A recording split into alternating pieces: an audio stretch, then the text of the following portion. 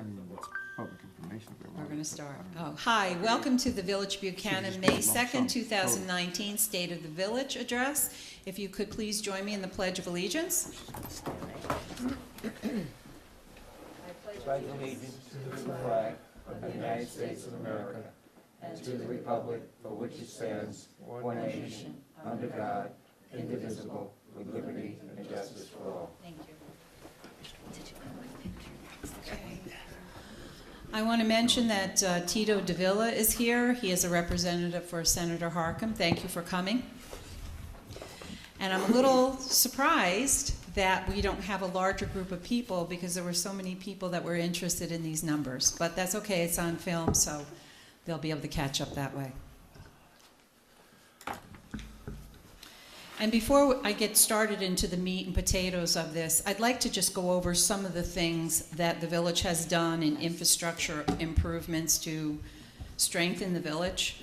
The Westchester Avenue ball field, we did an improvement project there. Village Hall, brick repointing, new air conditioning unit, new windows, garage roof repair. Highway garage, new roof on the main building and garbage truck garage, new metal siding on garbage truck garage. And that we did through a grant that came through the state through the then Senator Murphy. So that was a $100,000 grant that we did that with. Also in the highway garage is a new heating unit, new vehicles, bucket truck, dump truck, 4 police vehicles, building inspector vehicle, pickup for wastewater, leaf vac, which is important to us. We got a new leaf vac that was quite old and quite aged, and it's a service that we provide here. Garbage truck and water truck is in the budget for this year's budget, 2019-2020.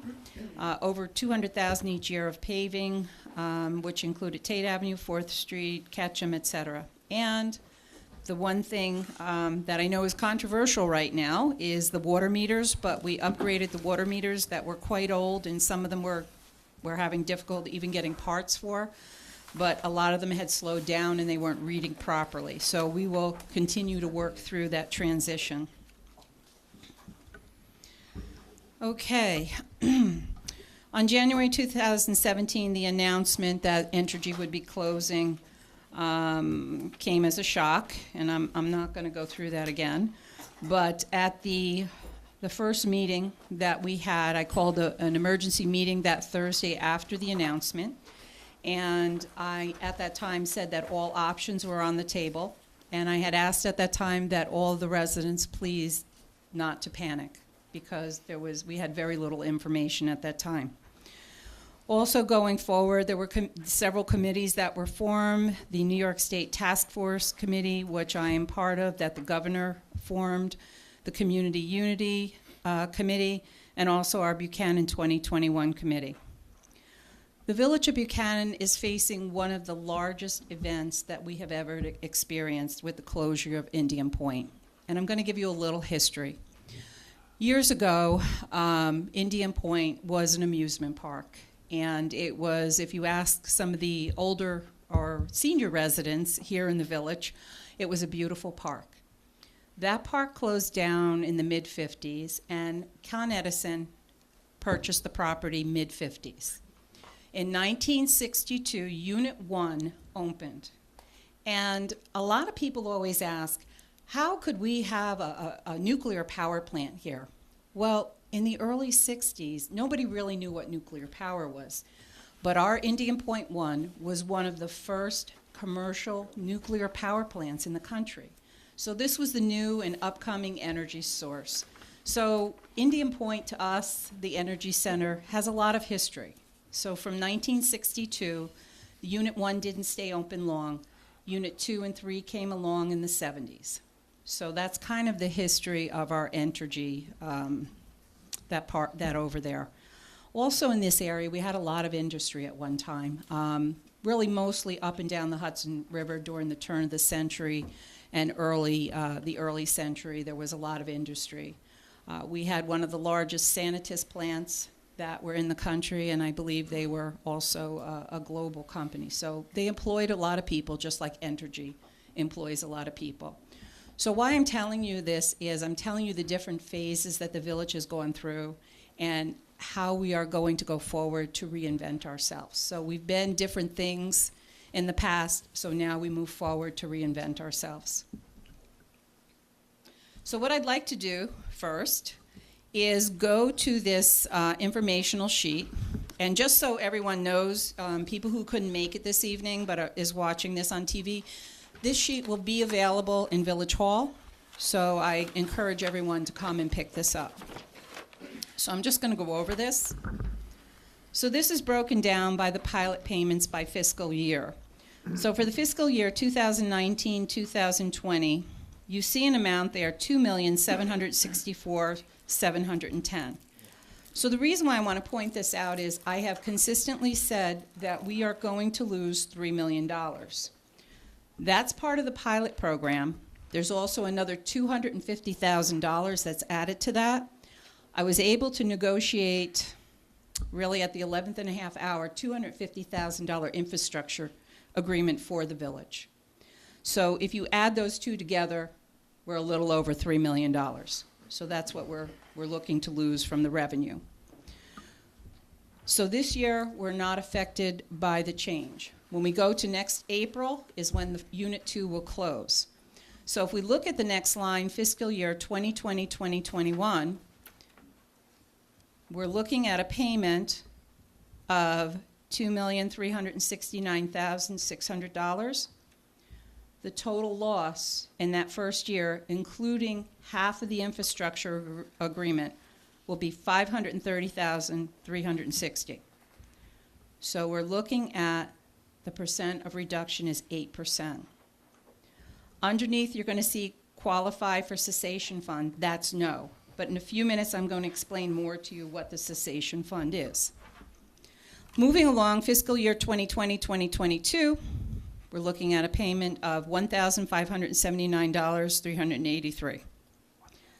The loss of revenue is $1,320,577. So there's a big hit there. So percent of revenue reduction is 25%. At that point in 2022, that's when we will qualify for the cessation fund. So if you follow this along, you'll see the different losses. You'll see in 2022, it's a 42%. When we get to fiscal year 2023 to 2025, that's when we're at our 50% loss.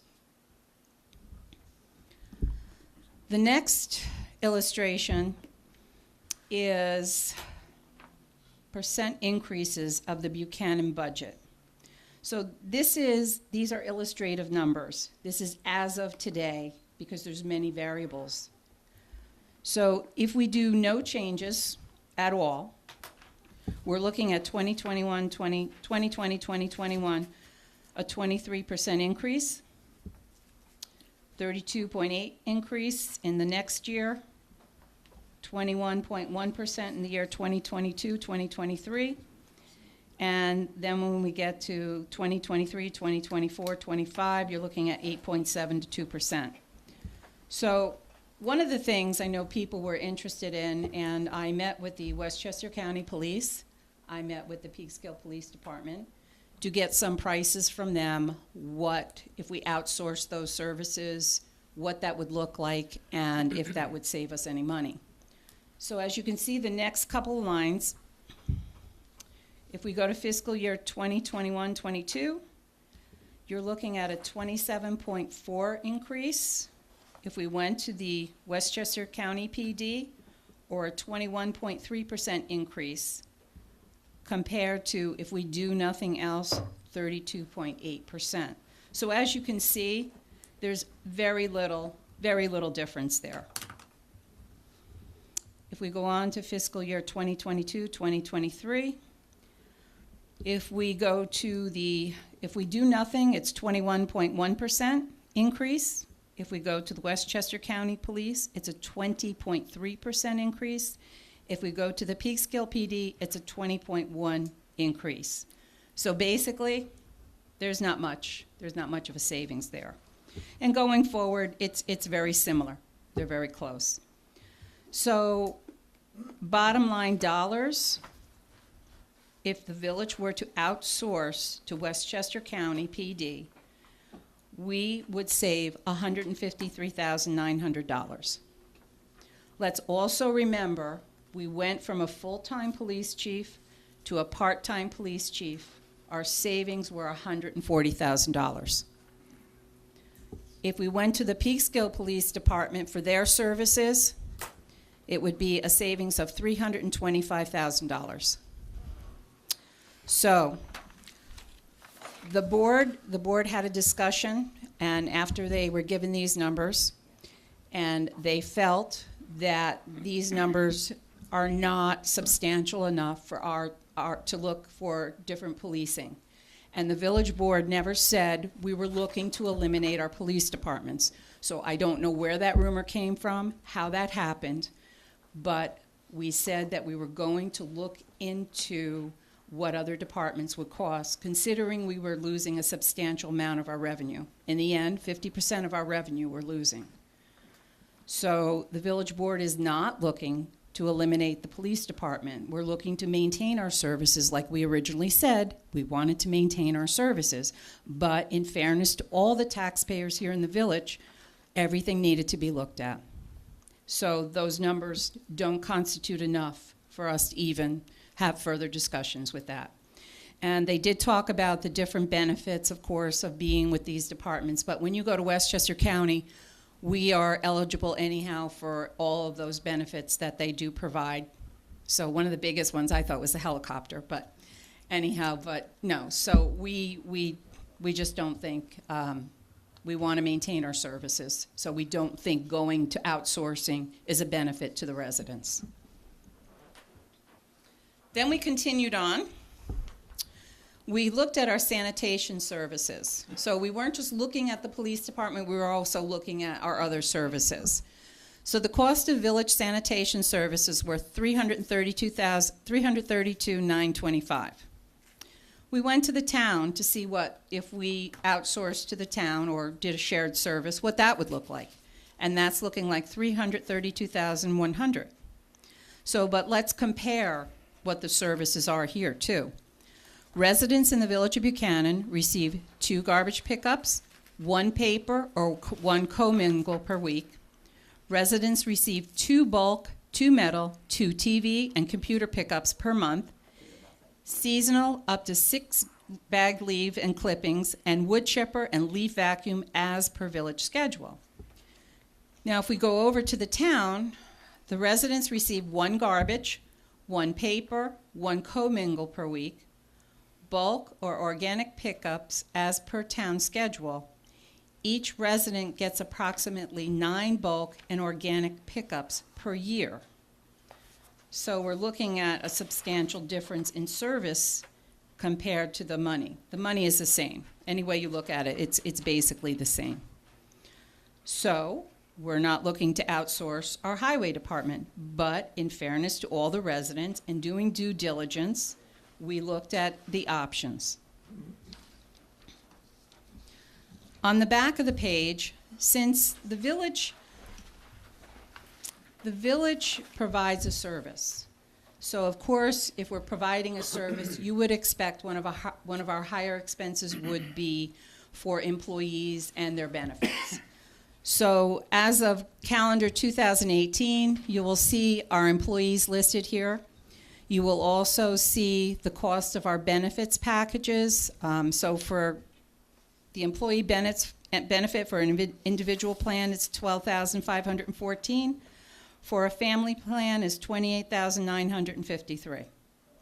Our total health costs per year are $894,850.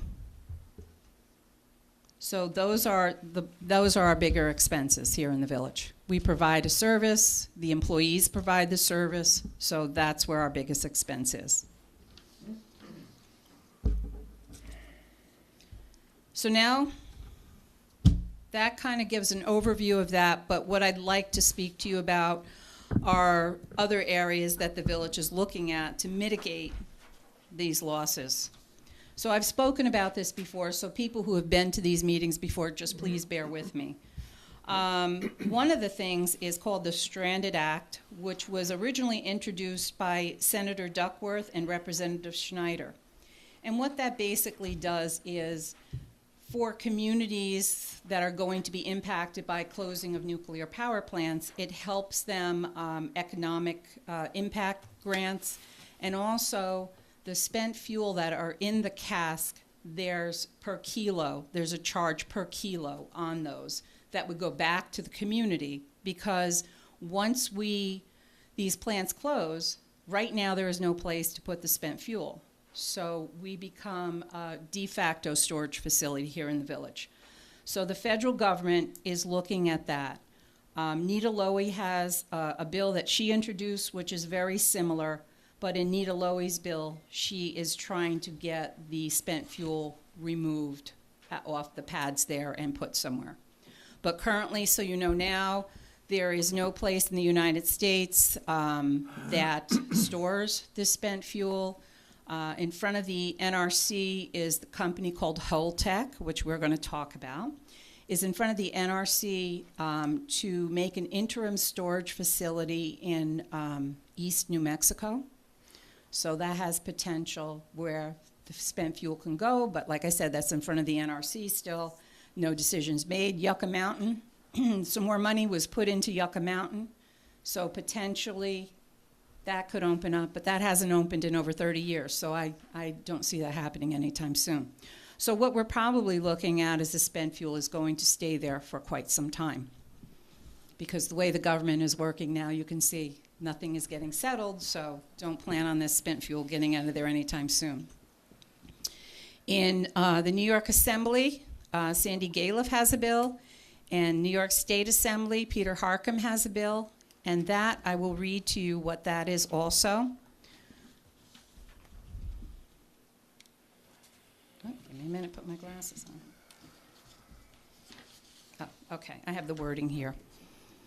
Spent fuel, spent nuclear fuel, that is pending further or final disposal, including fuel stored in a spent fuel pool or in a dry cask storage system from a nuclear power station following the permanent cessation of power operations of such station. So, currently in New York State, there is no law that allows the communities to tax the spent fuel. It's not considered real property, because it was always meant to not stay here. It was always meant to be disposed of by the Department of Energy, who's responsible for the final disposition of it. So these two bills on a state level are looking to do, you know, to be able to tax that. And Tito, did you have something you wanted to add to that?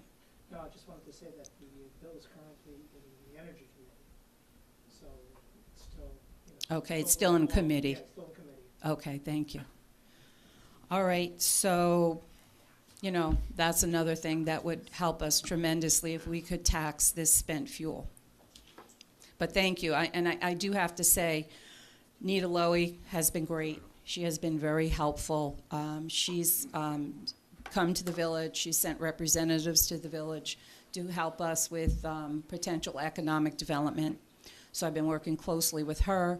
Senator Harcum, he's great. He's come here to the village. We've been working with him. Sandy Galiff, you know, she's always here to help us, and she wanted to send somebody this evening, but she just, you know, there was just nobody available to come to our meeting tonight. But, you know, as always, you know, Sandy sends her regards, and she really has been very helpful to our village, and we appreciate that. So please tell the senator we appreciate his support. And we need more support, but we appreciate what he's done so far. But we're not going to let him off that easy either. So that's the Stranded Act, the New York State bills, the shared service opportunities. I also met with George Latimer. He came here to the village. We talked about a lot of different things on different ways we could do some shared services. He's been wonderful to work with, so we continue to work with the county and George Latimer's staff. Also, we're looking at the city of Peekskill, our neighbor. Is there some type of shared services that we can work on that would benefit both communities? And also we continue to work with the town of Cortland on some shared services. We continue to explore grant opportunities. One of them that we recently got a $40,000 grant for was a wastewater treatment feasibility study. And what that means for us is we are looking to upgrade our sewer treatment plant. And the $40,000 we got will help us to see what needs to be done and what we need to go forward. And we've been in conversations with the town of Cortland for the Montrose Business District to tie that into our sewer treatment plant for a fee. And that's the very beginning of what we're looking to do with the sewer treatment plant. So we're looking to upgrade. We're looking to look forward to the future. We're looking forward to the more economic development in the town, in the village here. We're also looking to tie in a few properties here in the village that are currently not tied into our sewer treatment plant.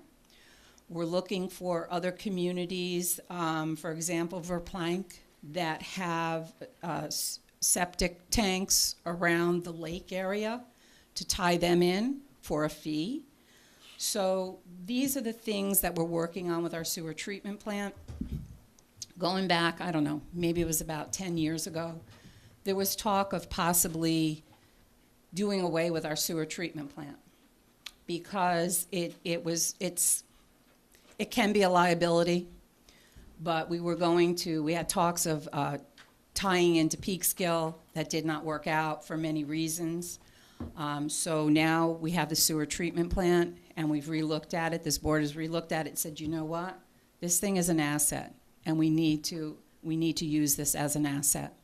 So going forward, one of the other things we are working on, and we are working on it now, is the upgrade of our sewer treatment plant. So that's a positive thing for our economic development. I want to talk to you also about the cessation fund. That is a fund that New York State sets up for communities that have lost their energy producing plants. So right now there's 2 plants, they're coal plants that are pulling from that fund. The concern I have is it's a good fund. It starts at 80% of the loss. So remember, if we go back to the other page and we look at 2022 on the top diagram, that's when in 2022, it's 25% reduction. That's when we are eligible for the cessation fund. So that would be 80% of our loss. It goes down 10% every year till it goes down to 20%. That is not the total answer for us. That's just a bridge. That helps us to get from, so we're not taking those big hits.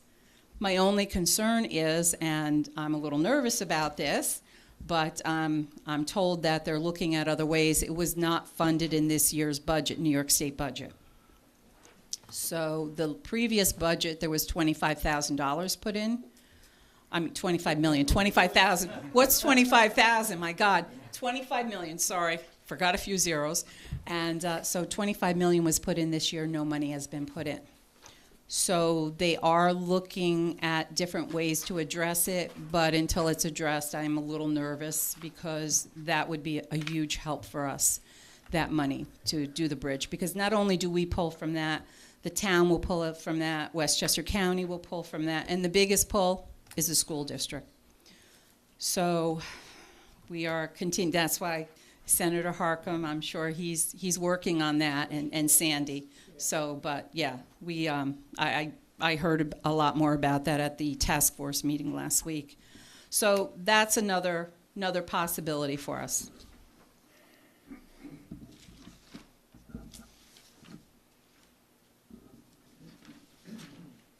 Okay.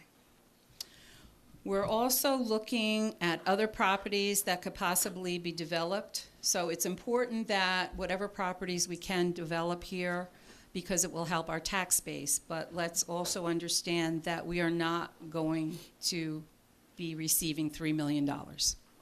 So as we're looking at these other properties to develop, it will mitigate our loss. And I'm going to speak for a minute about the 240 acres. And there's different foods of thought. There's different foods of thought even from my board. But there was a study that the state had done through the New York State Task Force, and they labeled different pieces of the 240 acres and what their availability was, what the potential was, et cetera, et cetera. So, and I know I've been speaking about this for a while, but there is 60 acres that goes north of the plant and goes into our Lentz Cove area. This is pristine property. So that is probably the biggest piece of parcel. It's not, there's nothing, it hasn't been touched, I think, since the Indians have been there. It's beautiful property. The only problem, it's not easily developed. I think of the geography, the topo of that might be a little difficult or challenging.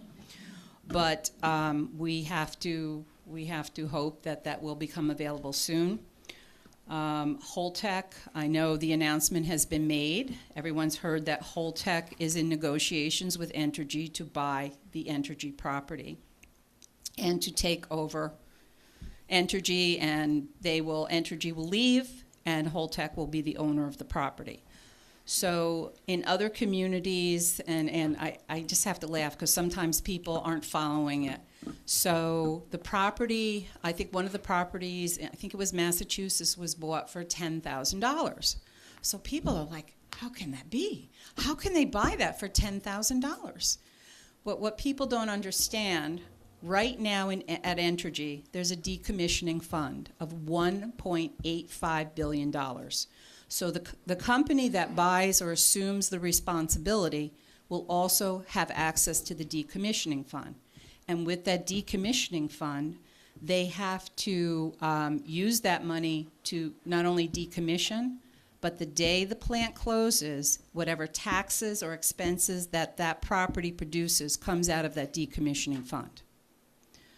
So that's something I don't know a whole lot about Holtec. The only thing I can tell you, it's an international company. They have a lot of experience in this, so this is not a new company. They also have the financial backing. They've got quite a bit of backing. This is what I've heard. I have not spoken to them yet, but not only that, the spent storage casks that are on site are Holtec. So I'm sure there's difference of opinions between Holtec and North Star, which other companies have done, but since the announcement was only done a few weeks ago, that's the only information I have. So whenever I have more information, I will pass that on to the community. The other possibility is that there's a possible chance to renegotiate the current pilot we have with Entergy. But as you know, this is my snapshot as of today, May 2nd, how things look. So there's potential there too. Going forward, there is a citizens advisory panel that has been formed. I kind of took that over. What was going on is we had different groups that were interested in forming a citizens oversight board. And I didn't think that was going to be in the best interest of the village, because what was happening is, let's go back to the sale. Let's go back to when Entergy was shut down. There were 3 people in that room, and none of those were anyone that represented the Village of Buchanan. It was the governor, it was Riverkeeper, it was Entergy. We were not on the radar. We were not thought about. If one of us had been in that room, I can tell you that that negotiation, that decision would have been very different. So I looked at the situation and I said, you know what? Nobody's worried about the Village of Buchanan. Nobody cares about us. So I formed the Citizens Advisory Panel, and what the advisory panel does, it advises, it communicates to the public. It lets the public know exactly what's going on with the decommissioning process. We're going to have several meetings. The first one is going to be in June, and there'll be about 4 meetings a year. And what our agenda is the safe decommissioning of Entergy, or Holtec, or whatever the Indian Point property name is going to be. The safe restoration of the site, because the original agreement when that plant went there is that it would be restored to park-like condition. And we want to make sure that our local people will have the jobs to do the decommissioning. But the biggest thing, the NRC wants these things to happen, but it's to communicate to the public what exactly is going on with the decommissioning process, going through the decommissioning process. So we were being left out of the loop. The local communities were being left out of the loop, and that's just not right. This is our home. We are the host community. This is where we live. And I think it got to a point of you just get tired sometimes of people telling you what's good for you, how you should live, what you should do. It just got to that point. It's all about the Village of Buchanan here. This is our home. We're going to be here as that decommissioning goes through. As the plant closes, we're going to be here. So I have some asks of everyone here in the village, and this is very important. We, the village, need you. We need you, as we're going through this CAP, to come to these meetings and voice your opinions. This is your home. So the CAP meetings, the Citizens Advisory Panels, will be held at the, on McKinley Street, the Union Hall on McKinley Street. I also, as we go through this process, if we start to see that the cessation fund is not going to be funded, I need the village residents to stand up and really yell. And I know you guys can do it. I know you can do it. But we need this money. We did not make the decision to close this plant, and we should not get burned to a crisp by doing this. So I need everyone to work together here. I will tell you one of the things, I understand people get nervous, and I ask people not to panic, but I understand. People are nervous. They don't know what's happening. They don't know what's going on. They don't know what our future looks like. Of course, I understand that. One of my biggest disappointments here, and I've lived here in this village all my life, and at one time, I knew every household, every family. But there's been a lot of change here in the village, which is good. There's a lot of new families coming in, which is good. But we got to a situation, and I just have to say this. It got to a situation where it was us versus them. No, that's not how it is. We are one community here. I don't care if you've lived here for 100 years. I don't care if you just moved in here and you have a young family. That's great. Welcome. We welcome everyone here. This is a great community. We all need to work together. We all need to somehow get along together. But when I heard what was going on, us versus them, that's unacceptable. What did Abraham Lincoln say? A house divided cannot stand. And I think everyone here wants to see the village survive, thrive, and prosper. But we can't do that if we're fighting against each other. And I think what it had gotten to was, and this is what I heard. I heard that a lot of the younger families that moved in felt that this board was just all for the seniors. Well, we work for everybody. Every person we work for in this village. And I can honestly say, since I've been on this board, whatever decisions are made, they're not Republican, they're not Democrat, they're nothing like that. It's what is in the best interest of the village. That's what this board does.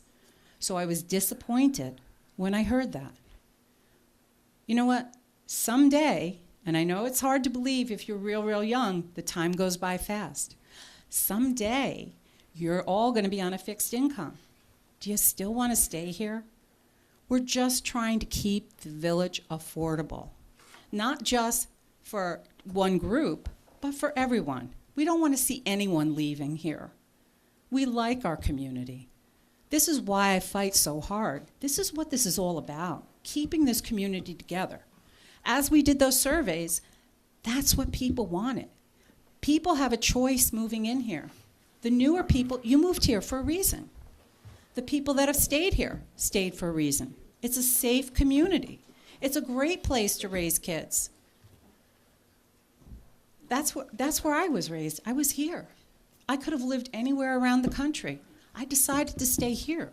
This is my home. My friends, my family live here. This is my home. This is why we fight so hard. This is a great community fight for. And I hope the people that all live here feel that way too. I was just disappointed when I heard that. It really kind of hurt. We have programs. I mean, the senior program is active. We have youth programs. I mean, we have a lot of great events here in the village. We have Buchanan Day. We celebrate our community. And I will tell you this, Entergy was a great corporate neighbor to us. They sponsored a lot of things. Not only did they pay half of our taxes, but they sponsor a lot of our events. They sponsor Buchanan Day. And not just for the village of Buchanan. Let's talk about the library. Let's talk about the Peekskill Rotary. Let's talk about how they were so involved in the community and generous to the community.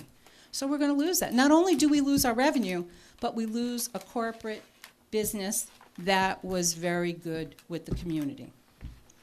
Can we replace that? I don't know. We've got a lot of acreage that we can do different things, but I don't know. Will we get $3 million? Probably not unless we have something like an Amazon come in. So we're just trying to do the right thing for the village. We're trying to figure out, we're working our way through this, and I would like, people, if they have questions, they have concerns, please don't listen to the rumor mill. Please come to any of us. Please call me. Please email me. I am in the village, I would say every day, 99% of the day. I am available. I will meet with anyone. And I just want to recognize a few people here on my Buchanan 2021 committee. There's Jeremy Basso. Thank you for coming tonight, Jeremy. Steve Laker. And Eileen Absinger back there. Mike Wentz. And our friend here, Sal Tavano. Some of those people came with me last month during the last outage for Unit 3. We had the opportunity to go through the outage that they have there, and it's a once-in-a-lifetime opportunity. They had the top of the dome open, and the workers were in there doing the maintenance and the spent fuel, and fixing it up to go into its last run of 2 years. So I thank them for coming, Jeremy, Steve, Mike, and Sal. I thank them for coming. I think it was kind of an eye-opener, a lot of that. They got to see where the spent fuel casks were. They got to ask whatever questions they wanted. So it was a very interesting tour that we had. And these are the same people that going forward, as we start talking about redeveloping the property, we don't have a meeting every month. It's a meeting, when there's information that comes. We'll probably have one before the Citizens Advisory Panel. I will update you on whatever information I have at that time. But so that's where we are as of May 2nd, 2019. That can change because there's a lot of variables, and as I always say, my board laughs at me, there's a lot of balls in the air, and there are. And you can see the different things that are happening, but things are just not in stone yet. But we continue to work on things, and we continue to look for more grants, and we're trying to keep the village viable and thriving. And I thank you. Thank you for your time.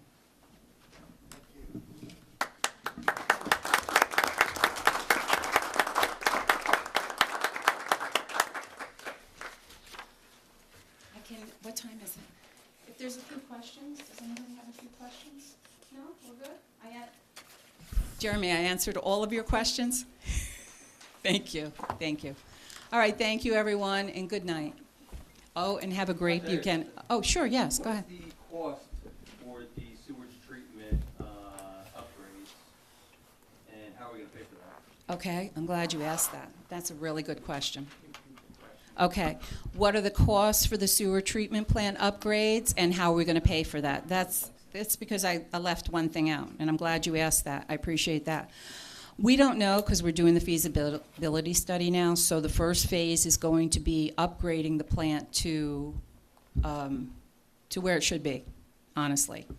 The second phase will be adding on so that we can take in more and for future economic development. But there's two things that are happening. There's grants through New York State that are available. More money was put in this year for wastewater plants. A lot of the plants throughout the state are failing, so money was put into there. But the one thing I am going to go after aggressively, and I mean, you haven't seen me get aggressive. You're going to watch me get aggressive with this. There's a $15 million fund that Entergy has set up for environmental and also community. I believe that upgrading a sewer treatment plant is very environmental. So out of that $15 million, Riverkeeper wants a share of that. As a matter of fact, they've asked for half of it. And I've told them, I don't think that's a good idea. This is the community that is really getting affected. And I've got a sewer treatment plant to do over. So we are going to be very aggressive going after that money for the sewer treatment plant. Also for parts of the community, we have to share that with the school, which we have no problem sharing, that $15 million with the school. The town has some asks too, but I'm really looking at that $15 million for a sewer treatment plant. We're probably looking, if I had to do a rough ballpark, going back about 10 years ago, it was about $1 million. So if you want to, I'm sure the costs are double now, so you're probably looking at $2 million, and I'm just doing guesstimates with the price of things, and then if we want to add on, so you're probably looking at $5 million to do that over, but that's where I'm looking for the money mostly, and whatever money the state, grant money the state can give us. Is there a point where it needs to be done versus can be pushed off? It should be done. There's, What, 3, 4, 5 years? I would like to see it done before then, honestly. So then that could affect these numbers as well. If we do a bond, it could affect it a little bit. But Entergy is leaving in 2022, so that money should become available much quicker. Plus, like I said, the state also has put a lot more money into the wastewater, so I'm looking to do 99% of it through grants. We did have a bond we put out years ago. It was a $1 million bond, but we never used it to do the upgrades. So, but that's something that's going to be an economic driver for us, especially when we start talking about, and I know there's, like I said, there's different schools of thought with the property. There's 240 acres there. Not all of it's going to be used right away. The middle section is where the plant needs to be decommissioned. And as in every nuclear power plant, there's contamination. The contamination we know is there because there's wells. So the contamination goes from east to west out into the river. So there's a section and there's a diagram up shows exactly where the contamination is. But if you look to the right of the property and to the left of the property, that's not contaminated. So that could be used ahead of time. And if you think about this property, any of the properties could become available sooner, which with Holtec was a good thing in a way. I'm leaving that because Entergy could have decided if Entergy kept that property, they could have went into a safe store, and it could have taken them 60 years to start the decommissioning process. So when you have these companies that specialize in decommissioning, that can happen sooner. So that's nice, it can happen sooner, but we also want to make sure it's done safely. So that's what we're looking at there. But I was happy to get the $40,000 grant because that at least, starts us on the road to doing that. And as we tie in different communities, that will help the plant too. Because sometimes there's times we don't have enough of stuff going in there to process it effectively sometimes. So that's the plan. totally upgrade, because right now we don't have the fine bubble fusion, upgrade the plant to the current technology, and then look what we have to do to further expand it. And you know another thing I forgot, and I'm sorry, I apologize, I didn't follow my agenda there. I have talked to many different businesses. There are businesses that have approached me. So we have sat down, we've had conversations, some are interesting. I don't want to get into too much detail with them, but just to let you know that every stone's been turned. Everything has been looked at. I mean, if somebody thinks of something else, please let me know. I've talked to many different businesses that have wanted to come in here. One of them we don't want here. One asked us if we could do some type of a tax adjustment for them. And I'm like, we're losing 50%. We can't do that. You know, we can't do that. So there were some interesting businesses. There's some that are still looking for financing. So I don't know. So that ball's in play too. But once some more property becomes available, and there are other properties other than the Entergy property.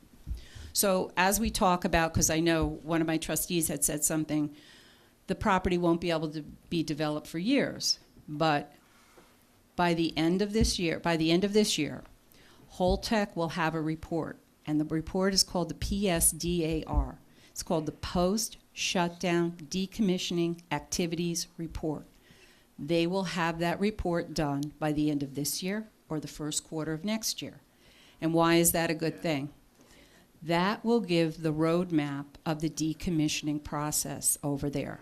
That will tell them exactly their costs, roughly. You know, there's cost overruns. It will tell them the property that's needed and what's everything that's needed for that. So that's a good thing when that gets developed, because now they'll say, oh, okay, we need all these acres for the decommissioning to tear this down and whatever. We don't need maybe this acreage. Maybe we don't need this. So, but that's a conversation as we go forward that we'll have with them. Any other questions? All right, great. Thank you, everyone, for coming. Thank you for being concerned about the village. And as always, I'm available. My board is available. I'd like to thank my village board. They have been very supportive. Kevin Hay, our administrator, he's been really good. I've been driving him crazy. And, and also our attorney, Stephanie Porteous. Thank you so much for your support. Thank you. Thank you, everyone, for coming.